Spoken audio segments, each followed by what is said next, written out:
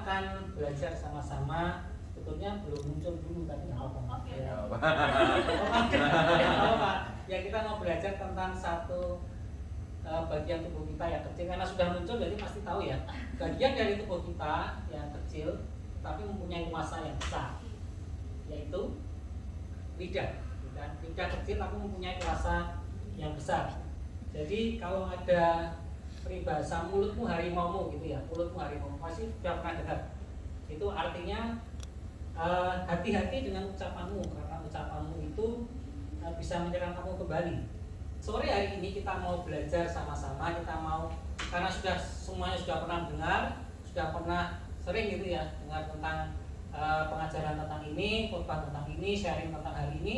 Jadi kita sore hari ini kita mau merefresh gitu ya. Kalau hari-hari kemarin kita kurang aware itu, kurang ingat itu, kita sore hari ini kita mengingat kembali apa yang dikatakan firman Tuhan tentang kuasa perkataan, kuasa ucapan kita, bahwa ucapan kita itu sungguh sangat berkuasa.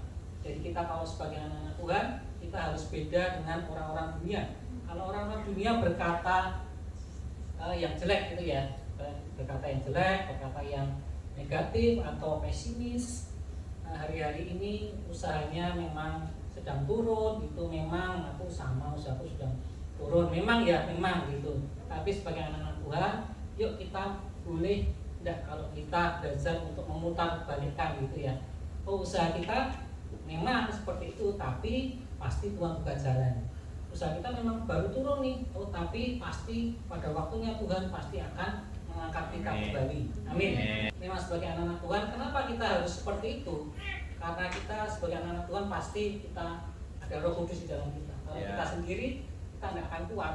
Kalau kita kumpul sama orang-orang yang negatif, yang pesimis, pasti lama-lama kita ikut pesimis dan negatif ya. Tapi kalau kita sebagai anak Tuhan, kita ingat hal ini, yuk mulai kita belajar berkata-kata yang optimis gitu ya. Optimis akan hidup kita. Kalau kita baru sakit ya jangan berkata aku sakit nih, aku nggak bisa, nggak enak. Dokter berkata bahwa aku susah gitu ya, lama sembuhnya. Makasih Pak Andi. Lama sembuhnya, aku nggak bisa bekerja lagi, aku susah, gitu, nggak bisa jadi tulang punggung keluarga lagi. Tapi yuk kita perkatakan bahwa Tuhan terima kasih buat dokter yang sudah memeriksa, terima kasih buat obat-obatan, terima kasih buat segala sesuatu yang boleh aku alami. Aku percaya pada waktunya Tuhan akan buat kesembuhan, Tuhan akan buat percepatan, Tuhan akan buat mujizat gitu. Dan hal itu pernah terjadi juga sama teman kita ya, teman fresh kita, pasti Bu Siska tahu ya, ketika suaminya jatuh, dia tulang punggung gitu, dia suami sama istri bekerja, tapi suaminya jatuh dan suaminya ini pasti down. Kenapa? Karena setelah jatuh dia tulang punggungnya sakit gitu, tulang punggung dan kakinya juga, jadi membuat dia tidak bisa bekerja. Jadi dari yang penghasilannya dua, mata pencariannya dua, suami dan istri, tetapi sekarang menjadi satu, menjadi istrinya yang bekerja, yang harus bekerja. Nah, suaminya ini ketika kita bertemu, ketika kita konsel, pasti kita ucapkan semangat ya, pasti Tuhan buat percepatan. Pasti kalau saya kadang kalau ketemu sama dia juga, Tuhan buat mujizat percepatan. Pasti saya katakan seperti itu. Banyak teman-teman yang menengok, mendukung juga, berkata-kata yang positif, memberi encourage, semangat gitu. Dan kalau saudara tahu, kalau dokter bilang harus sampai 6 bulanan lebih dia nggak bisa berjalan, tapi Tuhan mujizat, Tuhan nyata, Tuhan buat percepatan. Nggak sampai 6 bulan bahkan dia sudah bisa bekerja lagi, bekerja secara normal lagi, sampai detik ini dia sudah bisa bekerja lagi. Dari yang vonis dokter lama gitu ya, bahkan mungkin cuma 50% dari waktu yang ditargetkan dia sudah bisa bekerja lagi. Saya percaya itu ada kuasa ucapan, kuasa perkataan, dan juga iman dari keluarga di sekitarnya yang positif, yang ikut mendukung supaya orang ini bisa kembali bekerja kembali, sehat kembali. Nah, kembali ke tadi ya, sore hari ini kita akan tentang ini ayatnya, dua ayat ini, yaitu di Amsal 18 ayat 21 dan Yakobus 5 ayat 5a. Nah, kita akan belajar sama-sama. Di Amsal 18 ayat 21, izinkan saya membacakan, yaitu hidup dan mati dikuasai lidah. Siapa suka mengemakannya akan memakan buahnya. Jadi kita tahu kalau hidup dan mati itu dikuasai lidah. Ya, kalau suami istri sedang berkelahi dan bertengkar gitu, contohnya saya sama istri gitu ya berkelahi gitu kan, hidup dan mati dikuasai lidah, ya kan? Tergantung apa yang saya katakan dan apa yang dia katakan, nah itu yang akan terjadi. Ketika satu orang emosi tingkat tinggi gitu ya, emosi level 10, nah kita menjawabnya harus dengan hikmat Tuhan, harus dengan lidah ini harus dikunci gitu ya, dikunci. Kalau kita beremosi ngomongnya seperlunya aja, nggak perlu ngomong yang kalau ditanggapi gitu tambah ribut, tambah besar. Nah itu hasilnya ya ini hidup dan hidup atau mati. Kalau kita tanggapinya serius dan lebih besar lagi akan terjadi perkelahian, maka yang didapat ya mati dua-duanya. Nah itu tentang lidah kita. Jadi kalau kita percaya ya, kalau kita sebagai anak Tuhan itu yang istilahnya yang bukan anak-anak Tuhan, yang belum kenal Tuhan Yesus saja akan terjadi seperti itu. Jadi dia berkatakan yang baik atau yang buruk bisa terjadi seperti itu. Apalagi kalau kita sebagai anak-anak Tuhan, pasti kuasanya lebih dahsyat gitu ya. Dahsyatnya untuk kita jadi apa? Jadi buruk atau jadi baik gitu. Nah ayat yang kedua itu ya di Yakobus 3 ayat 5a. Demikian juga lidah, walaupun suatu anggota kecil dari tubuh, namun dapat memegahkan perkara-perkara yang besar. Jadi tadi saya sudah tanya ya, kita membahas tentang bagian tubuh kita yang kecil tapi mempunyai kuasa yang besar, dapat memegahkan perkara-perkara yang besar. Nah, perkara-perkara yang besar ini dapat berarti berkonotasi negatif atau positif tergantung kita. Tapi kita sebagai anak Tuhan kita terus belajar supaya lidah kita ini memperkatakan yang baik, supaya perkara-perkara yang besar yang terjadi itu segala itu adalah sesuatu hal yang baik, yang dahsyat, yang luar biasa buat hidup kita.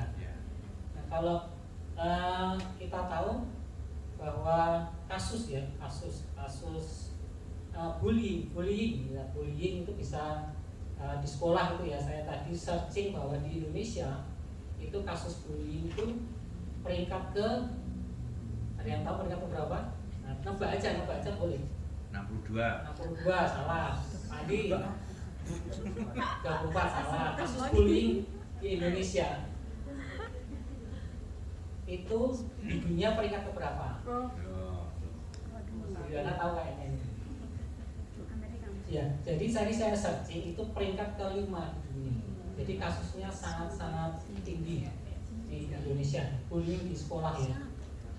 Ada satu cerita, saya kemarin itu membaca artikel gitu ya, artikel berita di internet bahwa ada seorang majikan yang punya anak buah. Nah, anak buahnya ini memang mungkin nakal, mungkin gimana ya, tapi memang majikannya ini mengata-ngatai dengan tidak baik, gitu, mengata-ngatakan dengan kasar sekali ya. Dia mungkin binatang itu semua keluar ke dia gitu, dia teriakin gitu ya, sensor gitu ya, sensor itu berhari-hari berkali-kali seperti itu terjadi. Nah pada akhirnya ketika karyawan ini resign, itu dia keluar, tapi kemudian nggak sampai sebulan itu si majikan ini ternyata rumahnya kemasukan maling, kemasukan pencuri, dan ternyata dia sama keluarganya nggak selamat ya, dibunuh gitu. Dan ternyata setelah diselidiki tertangkap, ternyata bekas anak buahnya yang melakukannya. Kenapa dia melakukan itu? Karena dia sakit hati dengan kata-kata dari majikannya. Nah seperti itu orang dunia bisa, perkataan orang dunia bisa menyakiti seperti itu ya, dan membuat dampak atau efek yang luar biasa. Jadi hidup dan mati tadi dikuasai lidah. Nah, lidah kita buat apa gitu? Kalau buat sesuatu hal yang enggak baik itu kita akan memakan buahnya. Nah, oke. Jadi kekerasan ini, kekerasan itu bukan hanya tentang kekerasan fisik, tapi kekerasan verbal juga. Jadi kekerasan verbal ini artinya singkatnya itu kekerasan terhadap perasaan dengan mengeluarkan kata-kata kasar baik lisan maupun tulisan tanpa menyentuh fisik, kata-kata yang memfitnah, kata-kata yang mengancam, menakutkan, menghina atau membesar-besarkan kesalahan. Nah itu artinya ya singkatnya. Nah tindakan-tindakan yang dikategorikan sebagai tindakan verbal yaitu nah ini namanya satu name calling, yaitu mengganti nama seseorang dengan sebutan yang tidak baik, nama binatang dan seterusnya. Nah, ini waktu saya SMA, saya SMP pernah ya, dalam hidup saya pernah. Mungkin Pak Wisnu juga pernah, mungkin Pak Adi banyak pengalaman di sini. Saya berani nyebutnya cuma dua ini ya. Yang kedua digresi, yaitu merendahkan orang lain, misalnya kamu tidak berguna dan seterusnya ya. Terus yang ketiga itu menyalahkan, seperti menjadikan kesalahan orang lain sebagai pembenar atas tindakan mereka dan seterusnya. Yaitu yang kejadian yang saya baca bahwa dia merasa benar, dia mau mematikan atau mungkin overkan itu ya keluarga itu karena dia sakit hati. Aku melakukan itu karena dia duluan gitu. Jadi aku membalas, menjadi pembenaran atas kelakuannya, atas perilakunya. Yang keempat itu merendahkan dan mengerdilkan orang lain supaya dirinya kelihatan lebih superior dan seterusnya. Yang kelima itu kritik berkelanjutan, kritik yang kasar dan dilakukan terus-menerus sehingga korbannya akan merasa rendah diri. Nah ini tindakan-tindakan yang dikategorikan sebagai tindakan kekerasan verbal. Nah, next, oke. Nah, mengapa kok kita kadang-kadang mengucapkan kata-kata yang negatif secara sadar maupun tidak sadar ya? Satu dan dua, ini hati yang tidak atau belum beres dan yang terluka. Kadang-kadang kalau hati kita itu masih belum beres, kadang-kadang kalau hati kita itu masih luka, kita akan meresponinya dengan negatif. Ketika suami istri atau orang tua dengan anaknya ada suatu ganjelan, ada yang belum beres, pasti jawabannya nggak enak. Ketika suami dan istri ada masalah dan masih ada ganjelan, pasti jawabannya nyente gitu ya, pasti nggak enak jawabannya. Nyente itu kayak sinis, kayak nadanya tinggi atau kayak kasar gitu ya. Kenapa? Karena hatinya luka dan belum dibereskan. Nah seringkali kita seperti itu. Yang ketiga dan keempat itu kurang mengucap syukur dan hanya berfokus pada kelemahan. Jadi kadang-kadang kita mengucapkan kata-kata negatif itu karena kita senangnya rumput tetangga lebih hijau daripada rumput sendiri gitu. Jadi kita mengucapkan kurang mengucapkan syukur gitu. Kalau tetangga saya punya mobil baru, nah kita mulai kok dia diberkati tuh, kok aku enggak toh, kadang-kadang seperti itu kan. Kalau dia tahu-tahu punya TV gitu ya, TV yang sekarang paling besar TV berapa inch ya? Tadi lihat ada 98 inch. Nah itu mungkin lebih, ini segini mungkin ya. Nah itu, tetangga saya kok bisa punya seperti itu, aku kok belum bisa. Nah kadang-kadang kita cemburu nih sama tetangga kita. Nah kita mau fokus sama kelemahan, wah memang dia tuh kok usahanya diberkati, aku enggak. Padahal aku udah rajin ke gereja gitu. Aku udah ke gereja sehari sudah 2 kali loh, pagi dan sore. Aku udah melayani total sepenuh hati. Tetapi kok dia lebih diberkati daripada aku. Itu kan suatu kata-kata yang negatif, ya, suatu kata-kata yang negatif. Kok aku nggak sungguh-sungguh ya, gitu kan? Kadang-kadang kalau yang kuliah gitu ya, yang sekolah dapat nilainya jelek, karena dalam pikiran kita berkata memang aku tuh bodoh, gitu kan. Suatu hal yang negatif itu mulai muncul dalam hati kita, dalam diri kita. Kalau orang tua sama anak juga kadang-kadang kalau dulu ya pernah dikata-katain bodoh gitu orang tua ke anaknya, gitu kan, suatu hal yang negatif itu juga pernah dialami. Jadi hati yang tidak beres dan terluka dan kurang ucap syukur dan berfokus hanya pada kelemahan kita itu membuat kita mengeluarkan kata-kata yang negatif. negatif. Padahal kita sebagai anak-anak Tuhan, kita diajari untuk selalu mengucapkan berkat, selalu mengucapkan hal-hal yang positif. Nah, ini beberapa contoh di dalam Alkitab. Kita bisa belajar juga, kita bisa membaca bahwa ada kuasa dalam perkataan. Kalau kita baca di Kejadian 1 ayat 1 itu bumi masih kosong gitu ya, belum berbentuk, masih gelap gulita. Tetapi di Kejadian 1 ayat 3 ditulis berfirmanlah Allah, berarti Allah berfirman, Allah mengucapkan suatu perkataan, mengucapkan suatu ucapan. Jadilah terang, lalu terang itu jadi. Terus di Kejadian 1 ayat 6 sampai 7 juga berfirman Allah, jadilah cakrawala dan seterusnya. Dan sampai di Kejadian 1 ayat 9 itu pada akhirnya tertulis dan jadilah demikian sesuai dengan apa yang Tuhan firmankan, apa yang Tuhan ucapkan. Jadi perkataan itu mempunyai suatu kuasa yang besar gitu. Nah, kalau kita berkata itu kan Tuhan, kita kan manusia.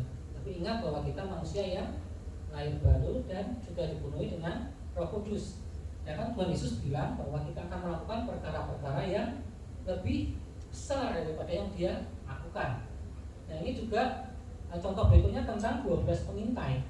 12 pengintai ini kalau kita semua pernah baca ya, saya yakin semua sudah pernah baca, yaitu tentang 12 orang dari suku-suku Israel yang mau mengintai tanah Kanaan. Ketika mereka keluar dari Mesir, mereka mengalami padang gurun, melewati padang gurun, di depan tanah Kanaan itu mereka berkemah dulu. Mereka mau mengintai tanah perjanjian Tuhan, tanah yang sudah Tuhan bilang akan diberikan kepada mereka. Nah, sebelum itu mereka pun sudah mengalami banyak sekali mukjizat. Laut terbelah menjadi dua, mereka diselamatkan. Nah, ini 12 suku Israel ini itu adalah semuanya pemimpin-pemimpin di antara mereka. Saya bacakan aja ya. Suruhlah beberapa orang mengintai tanah Kanaan yang akan kuberikan kepada orang Israel. Tuhan bilang akan diberikan. Kalau Tuhan bilang diberikan, percaya enggak? Pasti percaya kalau Tuhan yang bilang. Kalau saya yang bilang, jangan percaya. Saya bilang sama Pak Wisnu, besok saya akan berikan Pak Wisnu bakso B2. Amin. Jangan percaya Pak. Belum tentu manusia belum tentu bisa menepati ya, kadang-kadang melingsing gitu. Nah, yang akan kuberikan kepada orang Israel dari setiap suku nenek moyang mereka haruslah kau suruh seorang, semuanya pemimpin di antara mereka. Jadi levelnya udah level gembala, levelnya pemimpin. Tetapi ketika mereka sudah selesai ya 40 hari mereka keliling di tanah Kanaan, mereka melihat-lihat, ternyata laporannya ke Musa ketika kembali setelah mengintai, itu laporannya ternyata buruk gitu ya, jelek. Mereka bilang bahwa, saya bacakan ya, mereka bilang bahwa tanah yang mereka intai itu musuhnya itu banyak sekali, raksasa gitu ya. Bilangan 13 ayat 1 sampai 33 ini saya balikan dulu.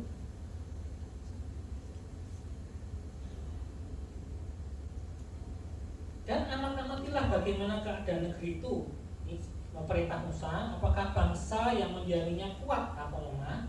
Apakah mereka sedikit atau banyak? Dan bagaimana negeri yang didiaminya, apakah baik atau buruk?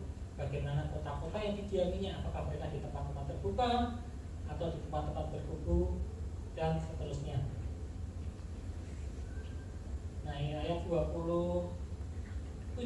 Mereka menceritakan kepadanya, kami sudah masuk ke negeri kemana kau suruh kami, dan memang negeri itu berlimpah-limpah susu dan madunya. Dan inilah hasilnya. Jadi sudah mengintai, sudah mengambil sampel, mengambil contoh bahwa hasilnya itu bagus, hasilnya berlimpah-limpah susu dan madunya. Tetapi ini ayat di 28, hanya bangsa yang diam di negeri itu kuat-kuat dan kota-kotanya berkubu dan sangat besar. Juga keturunan Enak telah kami lihat di sana. Orang Amalek diam di tanah Negev, orang Het, orang Yebus, orang Amori yang di pegunungan, orang Kanaan sepanjang laut, sepanjang tepi sungai Yordan. Kemudian Ini ayat 230, jadi sebelum ayat 30 ini berarti mereka menceritakan hal-hal yang buruk, mereka menceritakan hal-hal yang busuk gitu ya. Juga mereka menyampaikan kepada orang Israel kabar busuk tentang negeri yang diintai mereka. Sudah dikasih sama Tuhan loh, baik gak Tuhan yang ngasih? Pasti baik dong. Ini hadiah dari Tuhan loh. Mau hadiah dari presiden aja kita pasti semangat kan, pasti bagus, pasti luar biasa. Hadiah dari Pak Gembala ini pasti suatu hal yang luar biasa. Nah ini apalagi ini hadiah pemberian dari Tuhan. Tetapi umat Israel berkata apa? Tuhan yang memberi pada. Yang saya lanjutkan ini,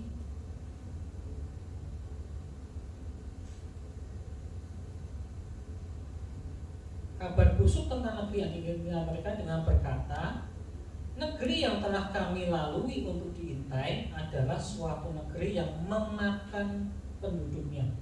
Suatu negeri yang memakan penduduknya. Dan semua orang yang kami lihat di sana adalah orang-orang yang tinggi-tinggi perawakannya. Juga kami lihat di sana orang-orang raksasa, orang enak yang berasal dari orang-orang raksasa. Dan kami lihat diri kami seperti belalang. Dan demikian juga mereka terhadap kami. Nah ini suatu hal yang respon yang negatif yang kita bisa baca. Respon negatif dari bangsa Israel yang bisa kita baca di ayat ke-29, ayat ke-33. Nah, akibat respon negatif itu apa yang terjadi? Kalau kita lanjutkan pembacaannya, itu yang terjadi yang mengintai 12, tetapi yang dua yaitu Yosua dan Kaleb itu berkata bahwa mereka akan merebut tanah Kanaan itu, tanah yang sudah dijanjikan oleh Tuhan. Sedangkan yang 10 berkata tentang hal-hal yang busuk, hal-hal yang jelek, hadiah dari Tuhan, kado dari Tuhan itu dianggap busuk sama mereka. Dan apa yang terjadi? Yang terjadi adalah mereka yang 10 mati kena tulah. Bahkan karena yang 10 itu, karena perkataan orang yang 10 itu, suatu generasi hilang dari bangsa Israel. Karena apa? Karena Tuhan sudah marah dan berkata bahwa semua orang-orang dewasa yang ada waktu itu tidak akan ada yang masuk ke tanah Kanaan, tanah perjanjian yang diberikan Tuhan, kecuali Kaleb dan kecuali Yosua. Kenapa? Karena mereka berkata-kata yang negatif, yang pesimis. Dari 10 orang yang berkata-kata negatif dan pesimis membuat seluruh bangsa jadi terkena tulah, jadi nggak bisa masuk, nggak bisa menerima sesuatu yang terbaik yang Tuhan berikan. Jadi ucapan kita, perkataan kita itu sangat-sangat berkuasa, sangat-sangat powerful. Nah, ini iman perwira ini contoh dari perjanjian baru. Yang saya ambil ketika Yesus masuk ke Kapernaum, datanglah seorang perwira mendapatkan dia dan memohon kepadanya, Tuhan, hambaku terbaring di rumah karena sakit lumpuh dan ia sangat menderita. Yesus berkata kepadanya, aku akan datang menyembuhkannya. Tetapi jawab perwira itu kepadanya, Tuhan, aku tidak layak menerima Tuhan di dalam rumahku. Katakan saja sepatah kata, maka hambaku itu akan sembuh. Yang menarik adalah perwira itu berkata, Tuhan, aku tidak layak menerima Tuhan di dalam rumahku. Katakan saja sepatah kata, maka hambaku itu akan sembuh. Kira-kira ini perkataan yang positif, optimis atau yang pesimis? Yang optimis, ya. Perkataan iman. Dan perkataan iman itu yang menggerakkan kuasa Tuhan. Kalau kita baca ayat selanjutnya, Tuhan Yesus heran dengan iman ini, iman perwira ini, karena dia tidak menemukan iman yang seperti ini di antara orang-orang Israel. Jadi perkataan iman itu menggerakkan kuasa Tuhan. Di ayat yang lain itu kita dapat baca bahwa Tuhan Yesus, pernah gak membaca bahwa Tuhan Yesus tidak dapat melakukan mujizat? Tuhan Yesus Tuhan yang berkuasa, amin. Tuhan Yesus Tuhan yang luar biasa, amin. Tapi dia, ada ayat di Alkitab yang berkata bahwa dia tidak banyak melakukan mujizat. Karena apa? Karena orang-orang di sana tidak mempunyai iman kepada Tuhan. Jadi karena itu memang perkataan iman itu sesuatu hal yang penting yang menggerakkan kuasa Tuhan. Kita sekarang mau perkataan iman itu kita mau hal yang negatif, mau kita ucapkan berulang-ulang.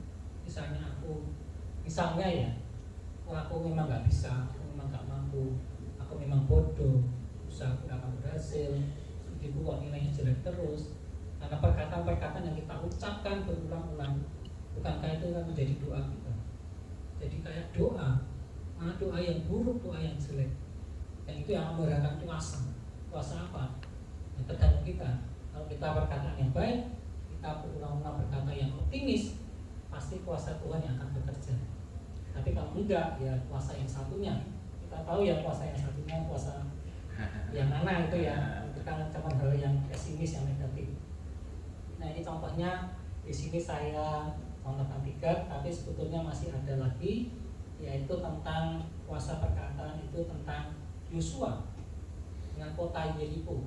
Ketika kota Yeriko dihancurkan, Yosua perkataan kutuk terhadap kota Yeriko yang membangun kembali kota ini akan meletakkan dasarnya dengan mengorbankan anaknya yang sulung dan akan memasang pintunya dengan mengorbankan anaknya yang bungsu. Dan itu ada loh yang berani. Dan memang ternyata kejadiannya benar. Orang itu yang membangun kembali kota Yeriko mengorbankan anak sulungnya dan mengorbankan anak bungsunya. Itu kuasa perkataan, walaupun itu suatu kutuk ya, tapi betul-betul terjadi. Contoh berikutnya ada yang zaman Raja Yoram. Itu ketika Nabi mengingatkan bahwa ketika bangsa Israel dikepung sama musuhnya, itu kan seorang Nabi memperingatkan bahwa sudah terjadi kelaparan di dalam, sudah nggak ada makanan, sudah susah semuanya.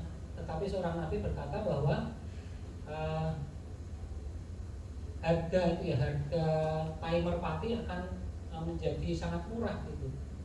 Padahal di situ nggak ada bahan makanan, sudah habis semua dan semuanya terkepung oleh musuh bangsa Israel. Tetapi hal itu terjadi. Hal itu terjadi bahwa tadi ketika bangsa Israel terkepung, nggak punya apa-apa lagi, ternyata Tuhan mau berbuat mujizat, berbuat sesuatu. Jadi di perkemahan musuh-musuhnya itu Tuhan membuat suatu kayak suara deru perang atau apa gitu, sehingga membuat bangsa yang menyerang Israel ini kabur gitu ya, unggang-unggang meninggalkan semua peralatannya, meninggalkan semua bahan makanannya, meninggalkan semuanya lari. Nah waktu itu ada 3 orang kusta yang keluar dari kota berkuku di Israel gitu ya, terus daripada di dalam juga mati ya keluar aja, kalau mau dibunuh ya sudah dibunuh sama musuh, ya udah dia keluar. Ternyata waktu dia keluar cuma ada makanan, cuma ada ternak, cuma ada barang-barang berharga, semuanya ditinggalkan sama musuhnya bangsa Israel tadi. Itu Tuhan buat mujizat dan itu terjadi. Jadi makanan tiba-tiba dalam semalam itu makanan berlimpah-limpah, dari yang nggak punya apa-apa, yang menderita, kekurangan makan, tinggal tunggu ajal gitu ya. Tetapi dalam semalam itu bisa terjadi seperti itu. Jangan kita kadang-kadang juga berpikir nggak mungkin ini aku bisa, nggak mungkin utangku lunas, tinggal semalam, tinggal 1 hari, nggak mungkin aku bisa bayar kos atau aku bisa bayar SPP. Ini butuhnya segini loh Tuhan, nggak mungkin. Dan perwira raja ini berkata, jika Tuhan membuka tingkap-tingkap lain itu nggak mungkin itu akan terjadi. Nggak ada, di dalam nggak ada makanan kok, nggak ada apa-apa kok, kita sudah terkepung lama sekali, semua bahan sudah habis. Nggak mungkin, buat manusia nggak mungkin, buat saya nggak mungkin, mungkin buat kita semua juga istilahnya nggak mungkin. Tetapi ternyata Tuhan bisa buat mujizat loh. Kalau Tuhan berkata sesuatu, kalau Pak Gembala mendoakan sesuatu, berkata sesuatu yang positif, memberkati kita, ya yuk kita terima dengan iman, karena tidak ada yang mustahil buat Tuhan. Jadi itu beberapa contoh yang bisa saya sampaikan, saya baca di Alkitab. Next, jadi kita lanjut lagi tentang yang Alkitab ajarkan. Yang kita ajarkan itu perkataan yang seperti apa. Kita tadi sudah belajar tentang perkataan yang negatif, kita sudah membaca tentang perkataan yang pesimis. Nah, sekarang kita membahas tentang yang Alkitab ajarkan itu perkataan seperti apa, yaitu perkataan iman, perkataan yang membangun, perkataan syukur, dan perkataan berkat. Nah, perkataan iman ini mengandung kuasa. Jadi kalau kadang-kadang kita tadi ya mengalami hal-hal yang negatif, yuk kita sama-sama belajar. Saya juga belajar untuk membalikkan kata-kata yang negatif, yang pesimis, jadi optimis, jadi kata-kata yang positif. Aku nggak bisa sembuh, aku pasti akan sembuh. Aku kok usahaku nggak berhasil, usahaku pasti akan berhasil. Yuk kita balik, nilai-nilai itu kok jelek ya, aku pasti akan mendapatkan nilai yang bagus. Aku pasti akan mendapatkan nilai yang terbaik. Kenapa? Ya karena itu tadi kita adalah orang-orang pemenang, orang-orang yang kenal Tuhan, orang-orang yang sudah dipenuhi dengan Roh Kudus. Amin. Jadi di Bilangan 14:28 itu berkata, tertulis bahwa Tuhan akan melakukan tepat seperti apa yang kita katakan. Jadi kalau kita katakan yang buruk, ya itu yang akan Tuhan lakukan.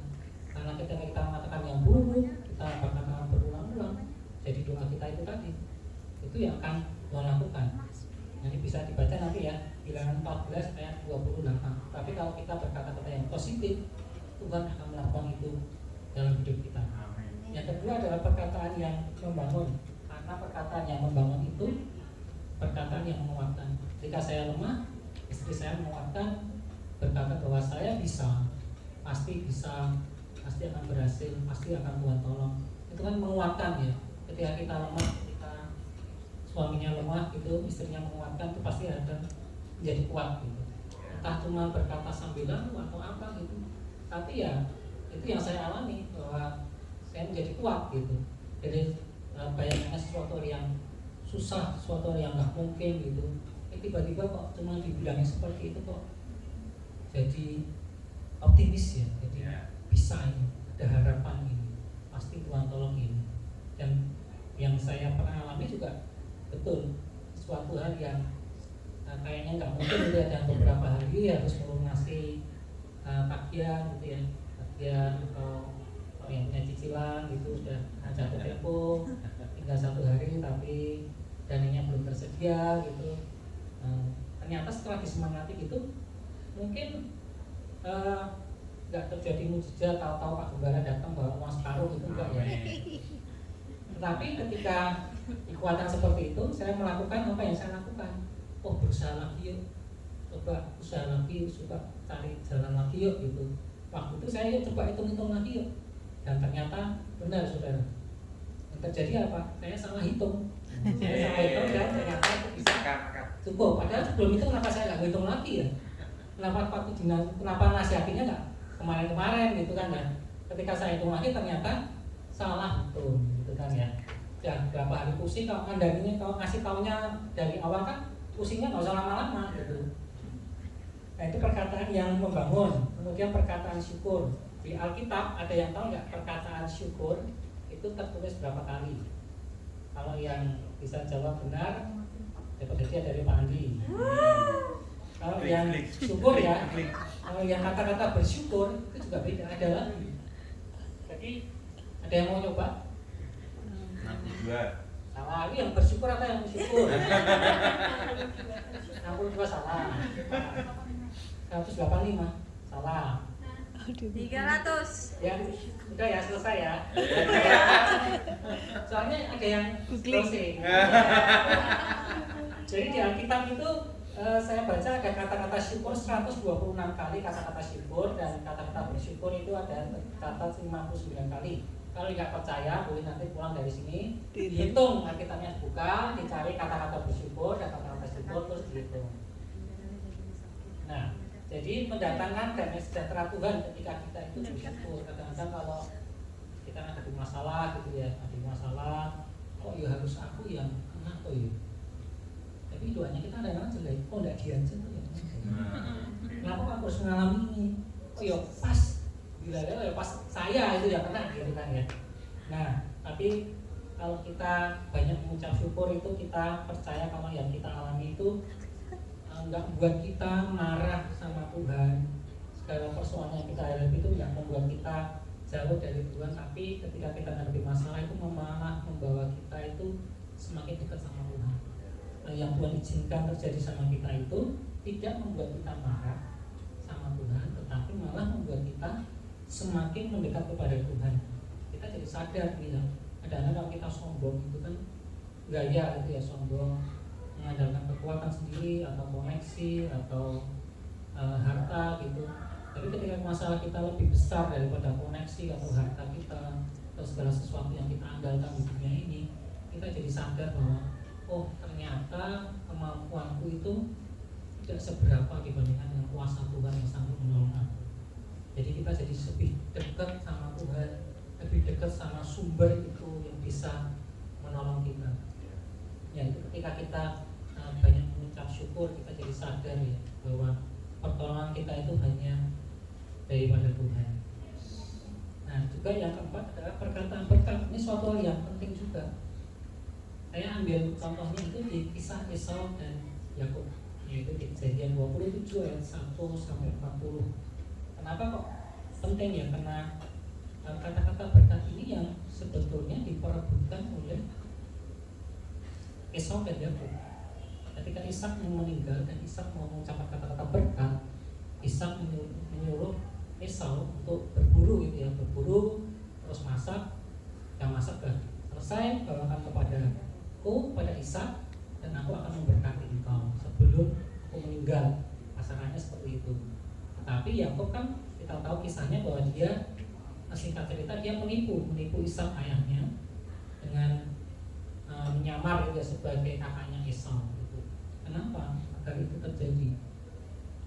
Supaya dapat berkat daripada Ishak. Cuma omongan lu, cuma perkataan lu. Bukan kalau kau dapat sertifikat tanah atau dapat saham gitu, enggak. Tapi rebutan berkat, rebutan ucapan. Kadang-kadang kita anggap remeh, cuma ngomong kok, cuma ucapan kok, nggak penting gitu loh. Padahal ucapan seorang orang tua memberkati anaknya, ini suatu hal yang luar biasa, suatu warisan yang luar biasa. Perkataan berkat orang tua itu suatu hal yang luar biasa. Jadi kalau mungkin rekan-rekan di sini sudah sering dengar seperti ini ya, ketika di gereja itu Pak Gembala, Pak Pendeta bilang Tuhan memberkati engkau dan melindungi engkau, Tuhan berkata berkat, Tuhan menyinari engkau dengan wajahnya dan memberi engkau kasih karunia, Tuhan menghadapkan wajahnya kepadamu dan memberi engkau damai sejahtera. Itu kan perkataan berkat ya yang Tuhan ajarkan kepada Musa ya, itu Pak Gembala. Tuhan ajarkan kepada Musa itu diucapkan kepada bangsa Israel. Tuhan sendiri mengajarkan supaya kita terus mengucapkan kata-kata berkat.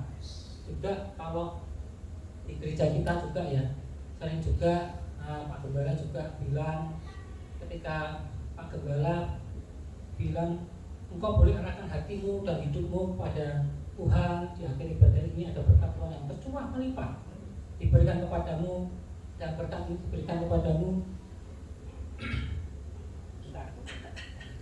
yang diberikan kepadamu di dalam nama Allah Bapa, Allah Putra, Allah Roh Kudus.